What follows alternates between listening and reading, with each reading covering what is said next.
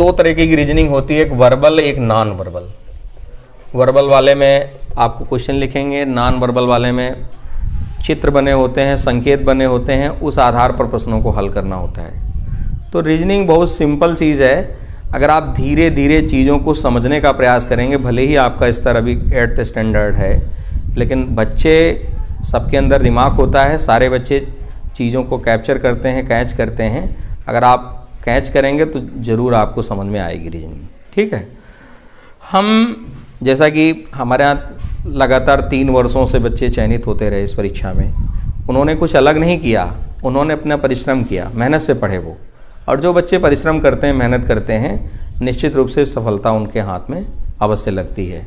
तो आप लोग अपना मनोबल ऊंचा रख के रखना, मेहनत करना, परिश्रम करना, घर में जाकर के खूब मेहनत करना, यहाँ जो पढ़ाया जाए उसको बार बार अभ्यास करना, जो यहाँ प्रैक्टिस शीट दी जाए उसका अभ्यास करना। ठीक है ना। तो आज हम लोग रीजनिंग का पहला जो टॉपिक है वो है coding and decoding. Coding and decoding, इसका मतलब अभी समझा रहे हैं, कोडिंग एंड डिकोडिंग। तो ये हमारा पहला चैप्टर है। इस चैप्टर के तहत हम लोग जो है बहुत सारी बातों को कवर करेंगे और इससे संबंध में जो क्वेश्चन आपके आएंगे कोडिंग डिकोडिंग से, वो कोई कठिन प्रश्न नहीं है, केवल प्रश्नों की प्रकृति को आपको समझना रहता है। अगर आप प्रश्न समझ लिए तो फिर कोई दिक्कत आपको ज़्यादा होने वाली नहीं है। इधर ध्यान दीजिए सब लोग। कोडिंग डिकोडिंग के क्वेश्चन किस तरह से होंगे, कैसे होंगे, हम थोड़ा थोड़ा आपका परिचय कराते हैं उनसे। थोड़ा थोड़ा क्या कराते हैं, परिचय कराते हैं। और जब आप परिचय कर लेंगे तो आपको कोई कठिनाई का अनुभव नहीं होगा। किस तरह के क्वेश्चन होंगे, कौन कौन से टाइप्स होंगे, है ना, उन सारी चीज़ों पर हम चर्चा आपके बीच में करेंगे।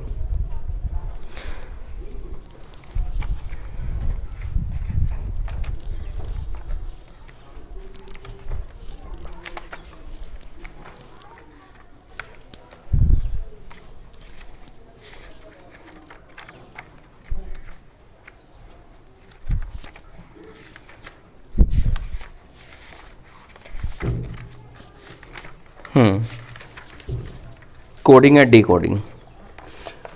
देखिए, हम लोग जब भी कोडिंग एंड डिकोडिंग का क्वेश्चन सॉल्व करेंगे तो उसमें कुछ चीज़ें हमें ध्यान देनी होती हैं। ध्यान ये देनी है, हमें अल्फ़ाबेट पे थोड़ा सा ध्यान देना है।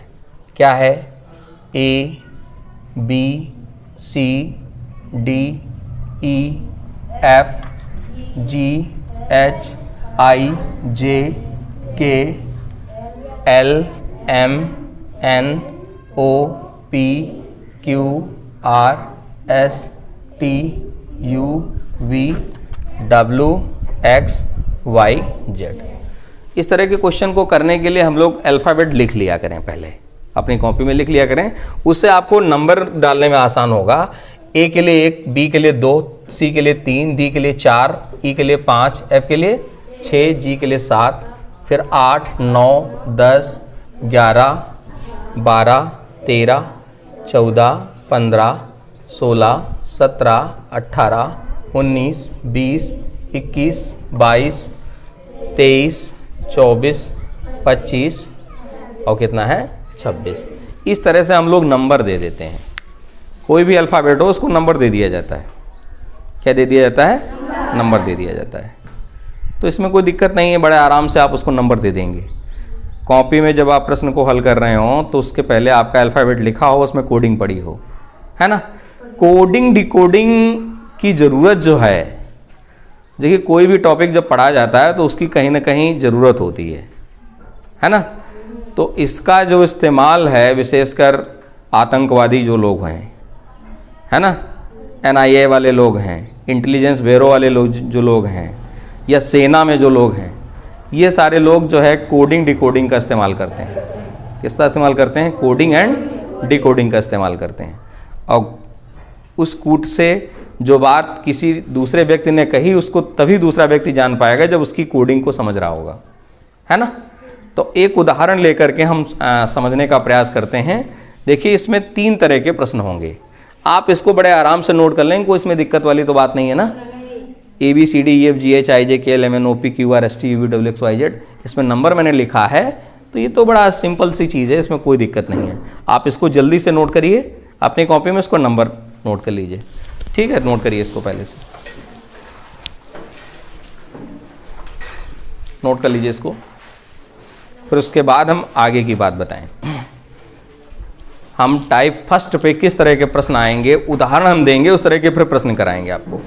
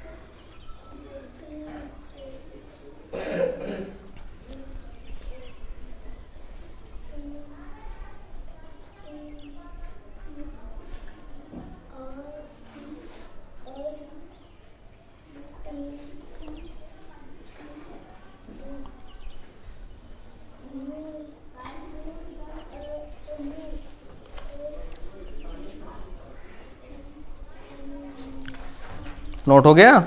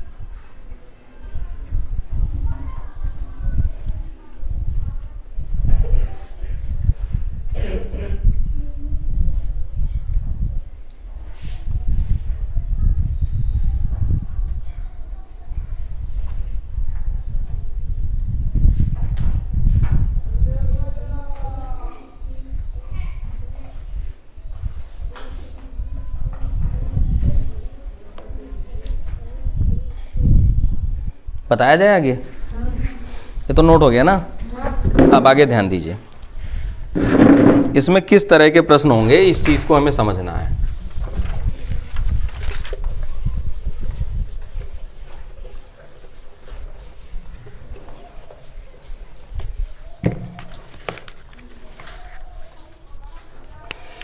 देखिए, इसमें जो टाइप 1 3-4 टाइप के क्वेश्चन होते हैं। फर्स्ट टाइप हम लोग समझेंगे क्या है ना। पहला टाइप है वर्णमाला, यानी अल्फाबेट, वर्णमाला से वर्णमाला, वर्णमाला से वर्णमाला, ये टाइप है। यानी कोडिंग से जो डिकोडिंग की जाएगी वो भी वर्णमाला में होगी, कोडिंग भी वर्णमाला में होगी और डिकोडिंग भी वर्णमाला में होगी। आप इसको ऐसे नहीं समझेंगे, जब हम एक उदाहरण लेंगे, उस उदाहरण पर जब हम आपको समझाएंगे तो आप बिल्कुल अच्छे से समझ पाएंगे कि कोडिंग से डिकोडिंग कैसे की गई है। जैसे कि एक उदाहरण हम लोग ले रहे हैं और उस उदाहरण में स्पष्ट रूप में क्या कहा गया उसके जरिए आप समझिए।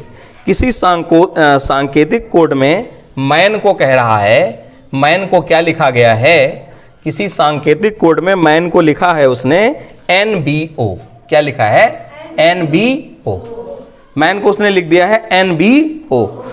ठीक इसी प्रकार कह रहा उसी सांकेतिक कोड में TUL को क्या लिखा जाएगा, TUL को क्या लिखा जाएगा। उसने 4 विकल्प दिए।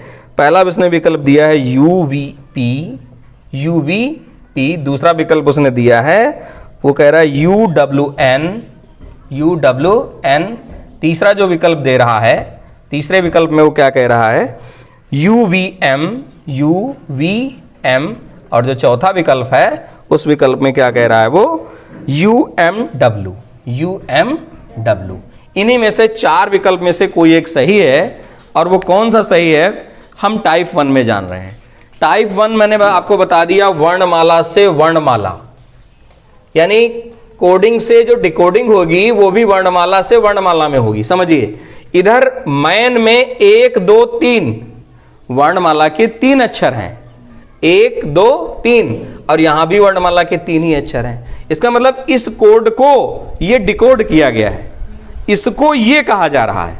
इसको क्या कहा जा रहा है, ये कहा जा रहा है। मैन को उसने NBO, M को N, A को B और N को क्या उसने लिखा है, O लिखा है ना। किसी सांकेतिक कोड में उसने मैन को क्या लिखा है, NBO लिखा है। तो जाहिर है जब इधर 3 है इधर भी 3 है, इसका मतलब M का ताल्लुकात N से है, A का ताल्लुकात किससे है, B से, और N का ताल्लुकात किससे है, O से है। इसका मतलब हम ये समझ पा रहे हैं, उसने M के स्थान पर N लिखा, A के स्थान पर B लिखा और N के स्थान पर O लिखा। जिस कोड का सहारा डिकोड करने में उसने लिया है, कोड से जो उसने डिकोड बनाया है, वैसे ही जैसे यहां हुआ है वैसे ही TUL को हम क्या लिखेंगे, इन 4 विकल्पों में से एक कोई सही है। ठीक है, अब हम इसको समझेंगे। देखिए, M के बाद N कितना जोड़ा गया होगा, 1 जोड़ दिया गया है। M से N आने में कितना जोड़ा गया, 1। उसके बाद A से B आने में कितना जोड़ा गया होगा, 1। N से O आने में कितना जोड़ा गया, 1। इसका मतलब M से N बना, 1 जोड़ दिया गया, A से B बना, 1 जोड़ दिया गया अल्फाबेट में, और N से O बना, 1 जोड़ दिया गया। N के बाद O ही तो आता है ना। तो इसी प्रकार जब T के बाद हम कहेंगे तो 1 इसमें भी जोड़ा जाएगा। जब यहां 1 जोड़ा गया, यहां 1 जोड़ा गया, यहां 1 जोड़ा गया, तीनों में 1 1 जोड़ा गया, तो यहां पर भी आप आगे जो लाएंगे T के बाद 1 जोड़ेंगे। T के बाद 1 जोड़ने पर क्या आएगा, बोलिए क्या आएगा, U आएगा। और उसके बाद U में जब जोड़ेंगे तो क्या आएगा, U के बाद क्या आता है, B आएगा। और L वाला, L के बाद क्या आएगा, तो कौन सा सही है, तीसरा UVM। तीसरा वाला विकल्प क्या हो जाएगा, सही हो जाएगा। बात समझ में आ गई, नहीं आ गई, बोलिए। हाँ बिल्कुल आ गई होगी। क्यों, क्योंकि कोडिंग से डिकोडिंग जो की जाती है कैसे की गई, अगर आपने ये पहचान लिया। आप देख रहे हैं कोडिंग से जब डिकोडिंग की जाती है, आपने देखा 1 1 1 जुड़ा, तो जितना जो संबंध यहां कोडिंग से डिकोडिंग करने में हुआ है, वही संबंध इसको इससे करने में लगाया जाएगा। ठीक है, आप ध्यान दीजिएगा, क्वेश्चन किस प्रकार का है, टाइप में बता रहा हूं, यह भी पहचानना बहुत इंपॉर्टेंट है। यह पहचानना, मैंने आपसे कहा कि कोई भी क्वेश्चन आप तब लगा पाएंगे जब ये पहचान पाएंगे कि किस तरह का क्वेश्चन है हमारा। सिंपल तरह का है, एडवांस फॉर्म का क्वेश्चन है, मैं आपको धीरे धीरे स्किल डेवलप करूंगा। आपको ये क्वेश्चन पहचानना आपको आ जाए कि किस तरह का क्वेश्चन है, फिर उसको लगाना शुरू करें। आपने देखा 3 इधर अक्षर थे तो 3 इधर भी हैं, इसका मतलब सीधा सीधा हमारा कोडिंग से जब डिकोडिंग की गई है तो वर्णमाला के क्रम को अंतर जोड़ के या घटा करके डेवलप किया गया है। तो हमने यहाँ देखा 1 1 जोड़ करके कर लिया गया। ऐसे ही दूसरे तरह का क्वेश्चन हम लेते हैं तो उसमें वर्णमाला से वर्णमाला के ही क्रम का है क्वेश्चन, और देखते हैं कौन इसको लगाएगा। चलिए आप लोग भी लिखिए और मैं बोल रहा हूँ, चलिए लिखिएगा।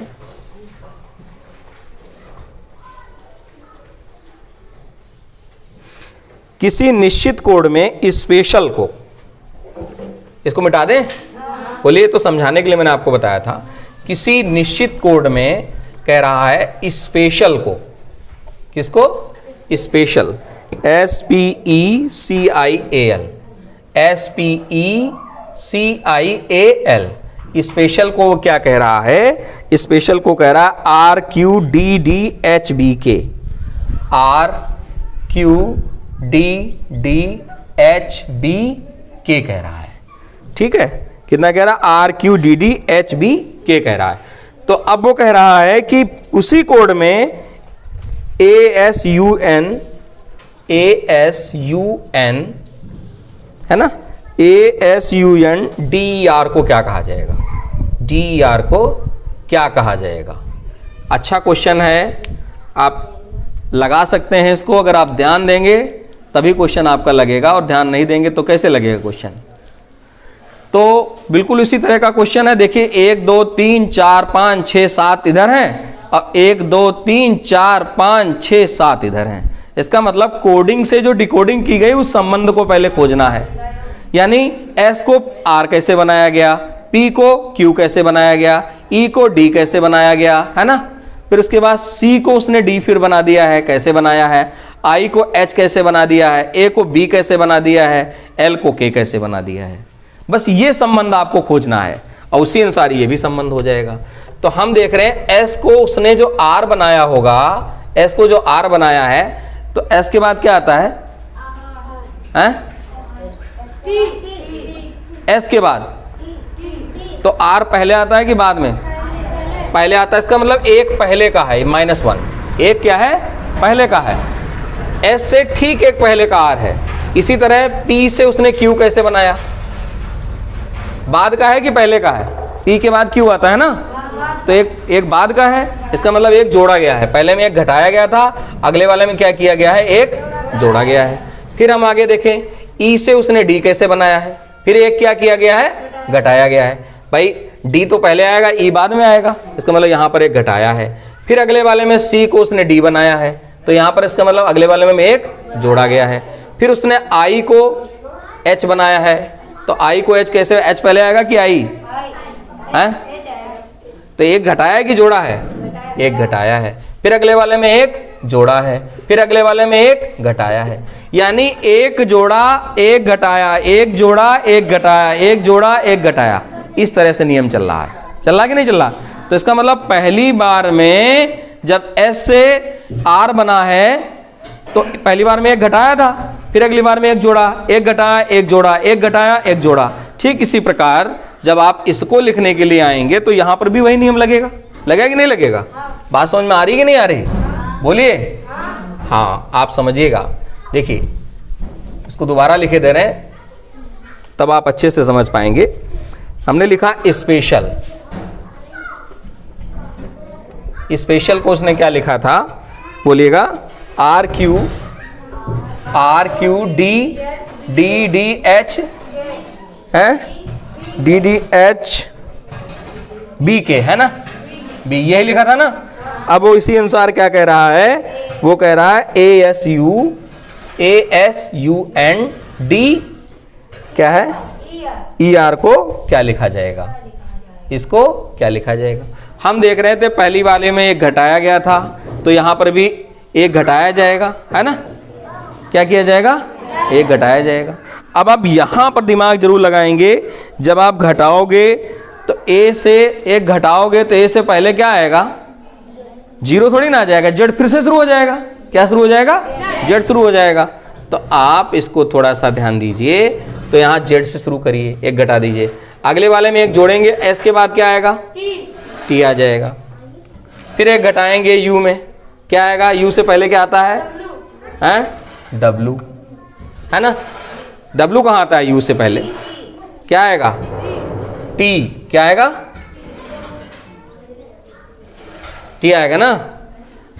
इसमें घटाया गया, अगले वाले में फिर एक जोड़ेंगे, क्या आएगा? O है ना। फिर एक घटाएंगे, क्या आएगा? C। फिर एक जोड़ेंगे, क्या आएगा? F। फिर एक घटाएंगे, क्या आएगा? बोलिए। फिर एक घटाएंगे तो क्या आएगा? R से पहले क्या आता है? Q आता है। तो कौन सा विकल्प सही हो जाएगा हमारा?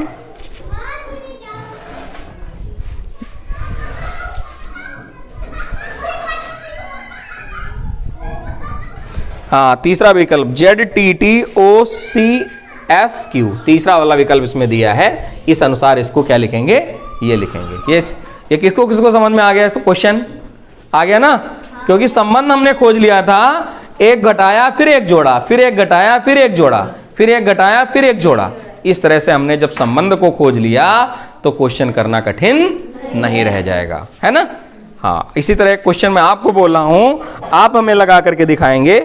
चलिए मैं क्वेश्चन बोल रहा हूं, आप इसको लिखिएगा, इसको नोट करिए और आप हमें करके दिखाइए। स्कूल को कह रहा है, स्कूल को लिख रहा है SCHOOL। स्कूल को क्या लिख रहा है वो? स्कूल को लिख रहा है TDINMM। TDINMM ये लिख रहा है वो, TDINMM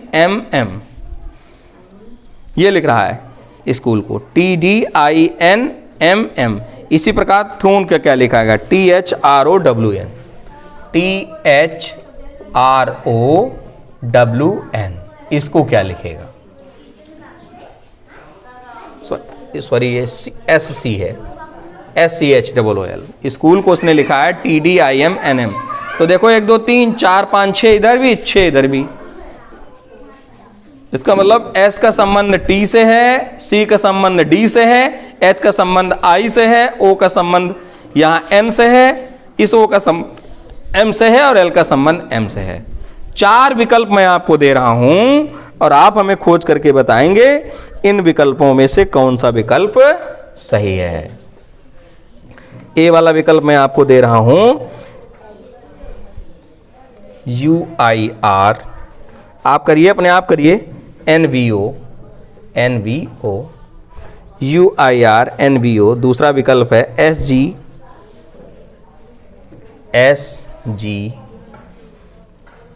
QPY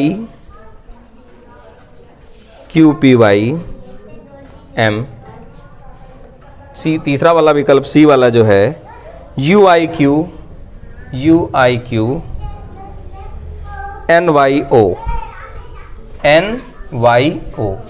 और जो चौथा विकल्प D वाला है वो ये है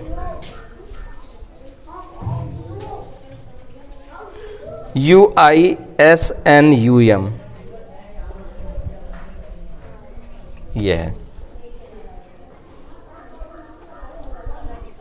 इन 4 में से कौन सा विकल्प सही है, या इनमें से कोई नहीं? एक आखिरी विकल्प E नोट कर लीजिए, इनमें से कोई नहीं।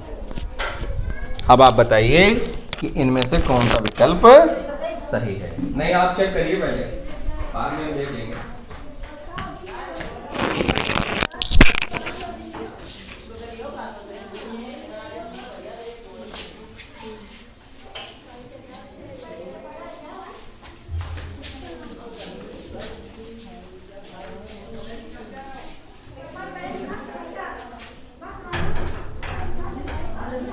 चेक करिए और मुझे बताइए कौन सा संबंध खोजिए आप।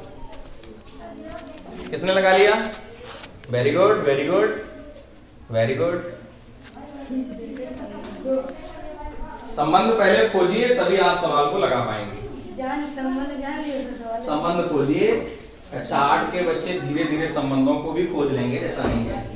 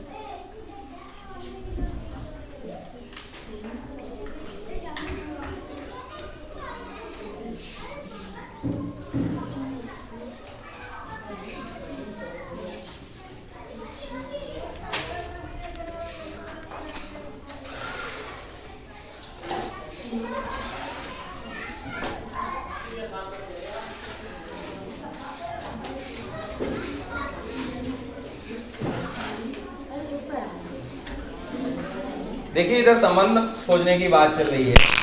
S के बाद T आता है ना, 1 बढ़ा है, यहाँ +1 लिख दीजिए आप। C के बाद D आया है, 1 बढ़ा है ना। H के बाद 1 बढ़ा है, +1 लिख दिया, I आ गया, है ना। फिर उसके बाद O से N बना, तो आप देखिए बैक गए हैं कि आगे बढ़ रहे हैं? बैक गियर पड़ा है ना, बैक गियर पड़ा। कितना बैक गियर पड़े हैं भाई? O से N, इसका मतलब 1, N के बाद फिर O आता है, -1 होगा, 1 कम हुआ है ना। MNO, N के बाद O आता है ना, इसका मतलब -1 हुआ है। फिर अगले वाले में O से M बना तो इसका मतलब 2 माइनस में हुआ। कितना माइनस हुआ है? 2। एक माइनस हुआ है कि 2 हुआ है? 2 माइनस। MNO इसका मतलब 2 माइनस हुआ। इसके बाद L से M बना, एक बढ़ा है कि घटा है? बोलिए, बड़ा है ना, एक बढ़ गया है। तो ठीक इसी प्रकार यहां पर भी आपको करना है, एक बढ़ा देना है। T के बाद क्या आएगा?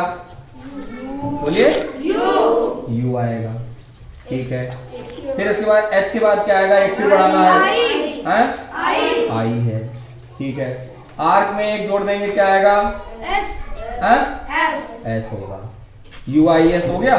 अब देखो, आप ज्यादा दिमाग न लगाया करिए, विकल्प में देखा करिए UIS कहां से आना शुरू हुआ।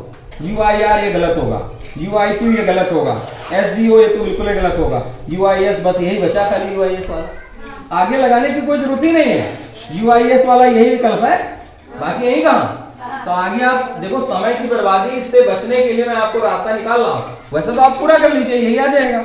आप देखिए ना, देखिए UIS O के लिए देखिए, अगली बार में क्या करना है? एक कम करना है। अब एक कम करेंगे तो क्या आएगा? N आएगा ना, N ही तो आएगा, बोलो। फिर अगली वाले में फिर 2 कम करने हैं, 2 कम करोगे तो क्या आएगा? बोलिए भाई, अगले वाले में W में 2 कम कर रहे हैं, 2 कम करने क्या आएगा? UVW, तो क्या आएगा? U आ जाएगा, है ना। फिर N के बाद में एक फिर जोड़ना है तो क्या आएगा? M आएगा। तो संबंध जब आपने देख लिया था UIS वाले से शुरू है, बाकी UIS से कोई शुरू ही नहीं है, तो अंतिम विकल्प 4 वाला क्या हो जाएगा? सही हो जाएगा। बात समझ में आ गई कि नहीं आ गई? कोई दिक्कत तो नहीं हो रही बेटा? हाँ, आगे ध्यान दीजिएगा। इसी में ये तो एक सिंपल क्वेश्चन था, कोडिंग से डिकोडिंग, और ऐसा क्वेश्चन जितने अक्षर इधर उतने ही अक्षर उधर, और इनमें एक निश्चित संबंध आपने खोजा। एक बढ़ रहा है, एक घट रहा है, 2 बढ़ रहे हैं, 2 घट रहे हैं, 4 बढ़ रहा है, 4 घट रहा है, इस तरह के, है ना, एक संबंध को खोजा आपने। लेकिन कभी कभी इस तरह के सवाल वर्णमाला से वर्णमाला में ही चलते हैं, लेकिन वो टाइप थोड़ा सा बदल जाता है। टाइप 2 देखिए इस तरह का क्वेश्चन होगा। टाइप 2 हेडिंग डाल लीजिए, टाइप 2 क्वेश्चन।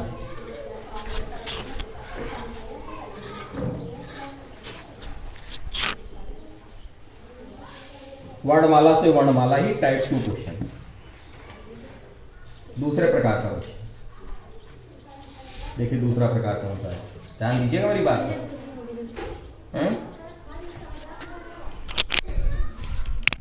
ये लगा नहीं था, गिर गया था अपने आप।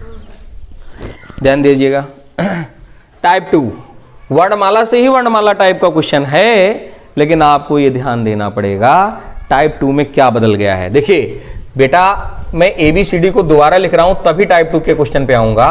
ABCD E F G H I J K L M N O P Q R S T U V W X Y Z। ये मैंने कुछ सिस्टम से लिखा है, इसलिए ऐसे लिख दिया है। अभी समझ में आएगा मैंने क्यों ऐसा लिख दिया है।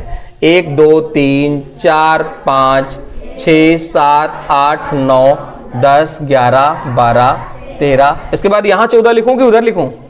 हाँ, नहीं तो गड़बड़ हो जाएगा। 14 15 16 17 18 19 20 21 22 23 24 25 26 हो गया ना। अंग्रेजी वर्णमाला में 26 ही तो अक्षर हैं, है ना।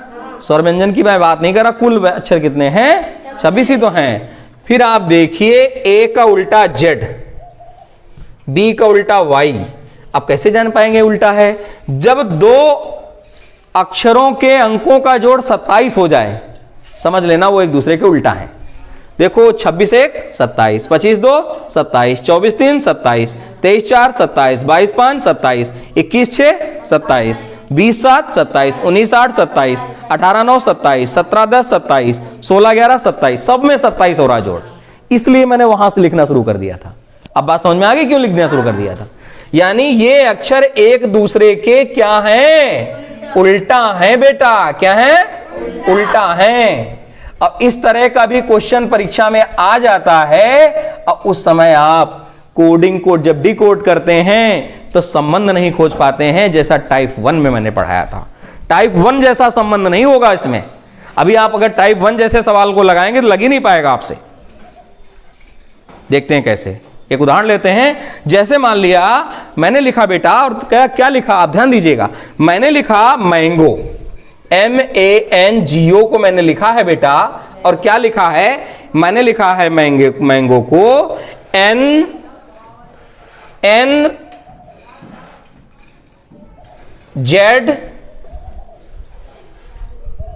उसके बाद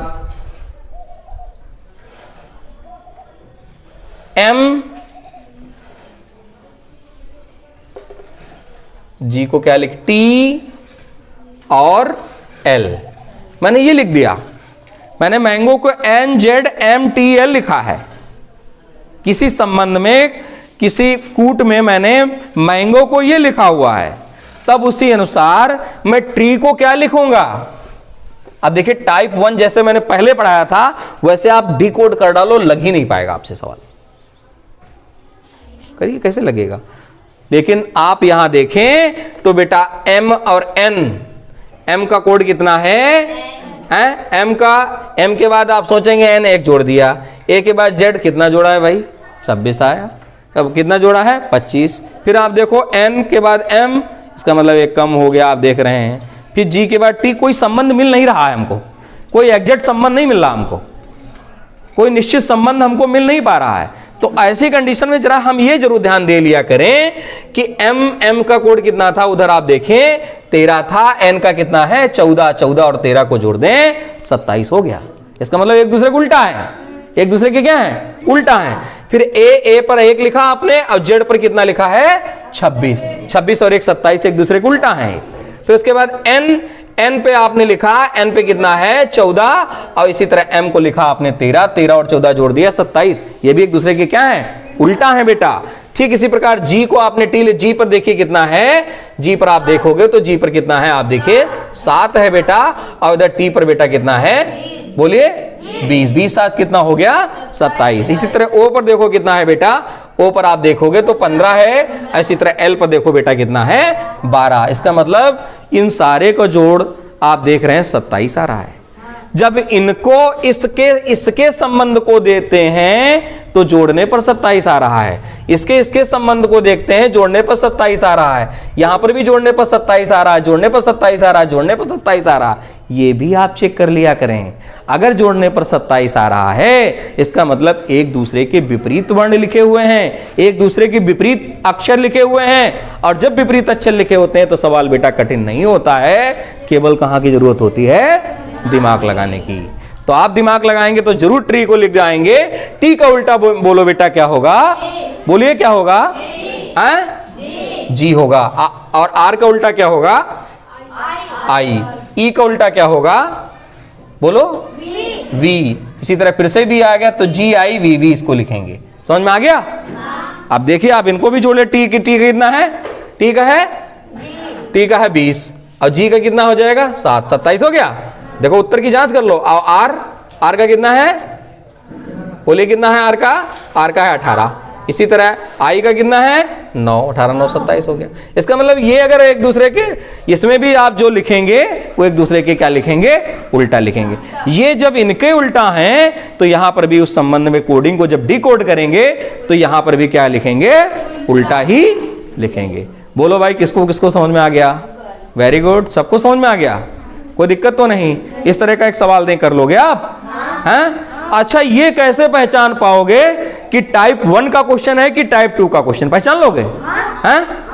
तुरंत पहचानना को आसान है। तुरंत देखा, इधर का कोड देखा, इधर का कोड देखा, जोड़ के देख लिया 27 तो नहीं आ रहा।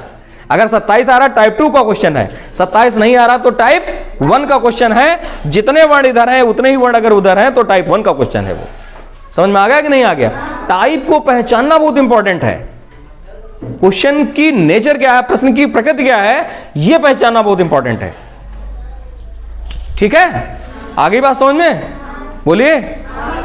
तो आज के लिए मैं रीजनिंग में इतना ही रखूंगा। इस तरह के क्वेश्चन आपकी टेक्स्ट बुक में दिए हुए हैं, बहुत सारे प्रश्न दिए हुए हैं। टाइप 1 टाइप 2 के बहुत सारे क्वेश्चन होंगे और इस तरह के क्वेश्चन पर आपको कोई भी दिक्कत परीक्षा में नहीं होगी। मुझे पूरा विश्वास है इस तरह का क्वेश्चन आता है तो आप क्वेश्चन को जरूर लगा लेंगे। इस अभी मैं तीसरे टाइप की भी बात करूंगा, तीसरा टाइप का क्वेश्चन किस तरह से होगा कोडिंग डिकोडिंग में, उसके तरफ धीरे धीरे टाइप बढ़ते जाएंगे। अभी मैं अल्फ़ाबेट टू अल्फ़ाबेट पढ़ा रहा हूँ, अल्फ़ाबेट टू अल्फ़ाबेट में 3 टाइप, उसके बाद अल्फ़ाबेट टू नंबर यानी वर्णमाला से संख्या वाले क्वेश्चन, उसमें भी 3 तरह के वेरिएंट हैं, ठीक है। फिर उसके बाद टाइप 3 का क्वेश्चन पढ़ाऊंगा, उसमें भी अलग अलग प्रकार के वेरिएंट होंगे। तो कोई दिक्कत नहीं है, थोड़ा सा कोडिंग डिकोडिंग से क्वेश्चन ज़्यादा आता है परीक्षा में, अगर 1-2 दिन लग जाता है, 3 दिन लग जाता है, लेकिन आपको दिमाग में सेटिंग बन जानी चाहिए। क्वेश्चन चाहे कैसा हो उसको आप पहचान पाएं वो किस तरह का है, संबंध को खोज पाएं, कोडिंग से डिकोडिंग कर पाएं, तभी आप क्वेश्चन को सॉल्व कर पाएंगे। बात समझ में आ गई कि नहीं आ गई? ठीक है, ओके। तो कोई दिक्कत तो नहीं है, बोलिए। हाँ, आज के लिए मैं रीजनिंग में इतना ही करूंगा, बाकी मैं कल बताऊंगा, ठीक है।